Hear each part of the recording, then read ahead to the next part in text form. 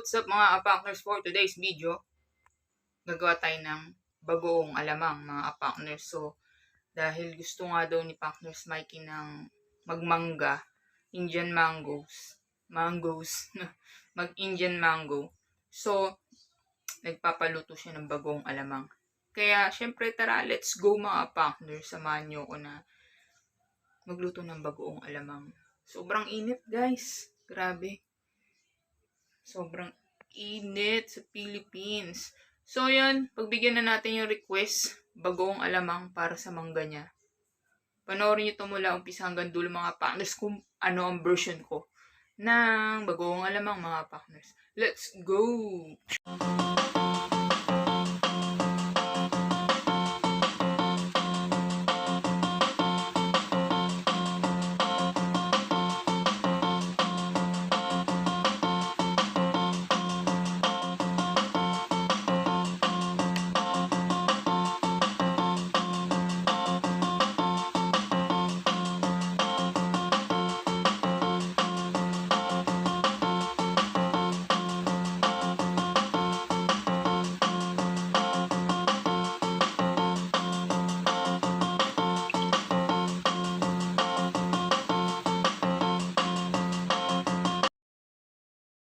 So, yun na mga partners ng ating bagoong alamang pinapakuluan ko na yan sa suka. Tapos yan, na-dry na siya.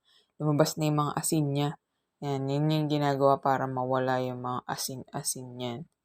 Yan, diba? So, yan, simulan na natin yung igisa sa sibuyas at bawang. So, may mga naglalagay ng kamatis. Pero ako kasi, hindi ako naglalagay ng kamatis sa bagoong alamang. Kapag ganyan, diba? Pero pag sa bagoong, pork binagoongan, yun, naglalagay ako doon ng kamatis. Pero kapag gagawa ako ng bagoong alamang, hindi na ako naglalagay ng kamatis. So, yun. Depende sa inyo, mga partners, kung gusto ninyo maglagay ng kamatis. Kaya, ako, bawang, sibuyas. Yun. So, kailangan natin dyan ng bawang, sibuyas, sili, kung gusto ninyong maanghang, mantika, tsaka asukal at paminta. Yun. Kung gusto niyo maglagay ng kung anong powder dyan or magic syrup or kayo na bahala. So akin, ang timpla ko yan na yan. Kung ano yung lasa ng bagong, tapos lalagyan lang natin ng konting tamis. Pwede na sa akin yun. So kayo, kung anong gusto niyo mga powder or pampasarap ilagay dyan sa bagoong alamang ninyo, maglagay kayo. So yan, napaglagay na ako ng oil tapos lalagay na natin ang ating bawang. Dahil na natin yan, start na tayong magpa-gisa-gisa. So, ayan mga partners, pag next niya na golden brown na, lagay na rin natin yung sibuyas. So, yun nga, kung naglalagay kayo kamatis, pwede naman. Pero ako kasi hindi ko gusto yung kamatis saan. Kasi di ba pag naluluto, parang umiikot siya, tapos parang sumasabit-sabit sa Iyan, igisa-gisa lang natin yan guys. Pagkatapos niyan, syempre, kung golden brown na ang ating bawang yan, tapos luto na ang ating sibuyas, syempre, pwede na natin ilagay ang ating bagoong na kaninang pinahuluan natin sa suka. So, yun, hinugasan ko din yan, mga partners, hinugasan ko na yan para hindi maalat, tapos pinahuluan ko pa sa suka. Yung dami ng suka, kung gaano karami yung bagoong alamang ninyo, yun, ganun lang. So, parang sumasawit pa sa lalamunan ko eh. Yan. So, yan, gisa-gisa lang natin mga partners. Kung kulang sa mantika, dagdagan na lang ninyo ng mantika. Ako kasi alalay sa mantika. Hindi ko kung kulang yan sa mantika, dadagdagan ko yan mamaya. Pero alalay-alalay lang. Hindi ako kasi yung biglang buhos. Ayoko kasi nang masyadong lubog yung bagong sa mantika. Parang isasawsaw mo, puro mantika na yung mangga, di ba? So, gusto ko yung saktong-sakto lang, tamang-tama lang siya. So, yan, lutuin lang natin ang ating bagoong alamang. Hintayin lang natin siyang maluto at manuot ang lahat ng mga ingredients na nilagay natin dyan, mga partners. So, napakasarap niyan, di ba? Paglalagyan na natin ng mangga. So, ayun, naglagay ako ng pamintang durog. Ayan, tapos maglalagay din ako dyan ng chili oil. Meron akong chili oil eh. Kaya yun eh. Tapos sugar pala yan, mga partners.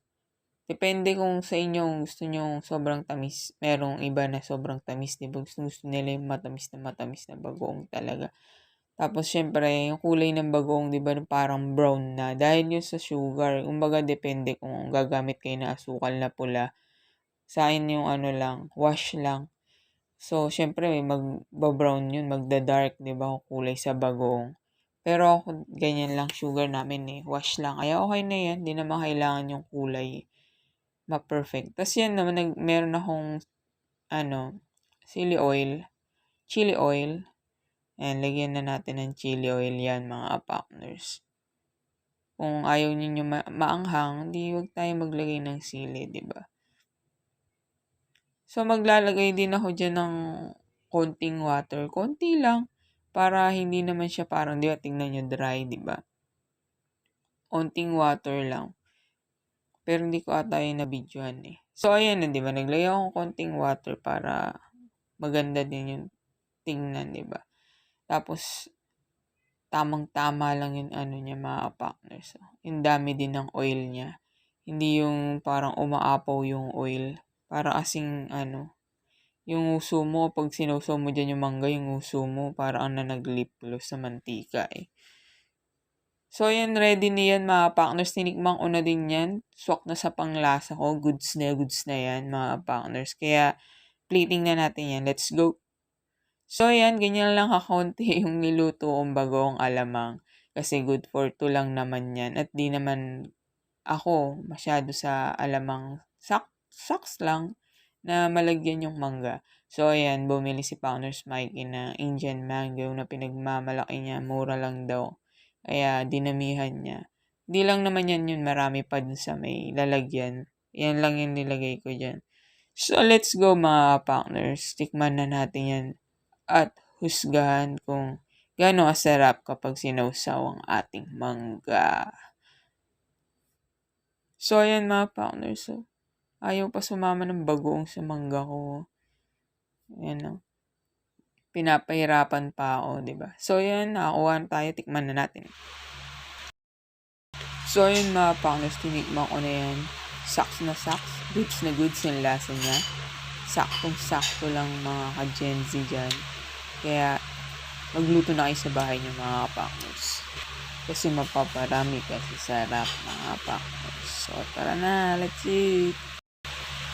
Mga partners, tapos ng ating bagoong alamang. At napakasarap ng bagoong alamang natin, mga partners. Kaya, ayun, mga partners, paano yung version ninyo ng bagoong alamang? Comment down, mga partners. At syempre, mga partners, gawa na ayun sa bahay ninyo. Kung gusto niyo yung version ko ng bagoong alamang. At, syempre, mga partners, don't forget na mag-subscribe and click the notification bell button para lagi update sa mga bagong video ina-upload natin, mga partners. Hanggang sa susunod, mga partners. Bye-bye!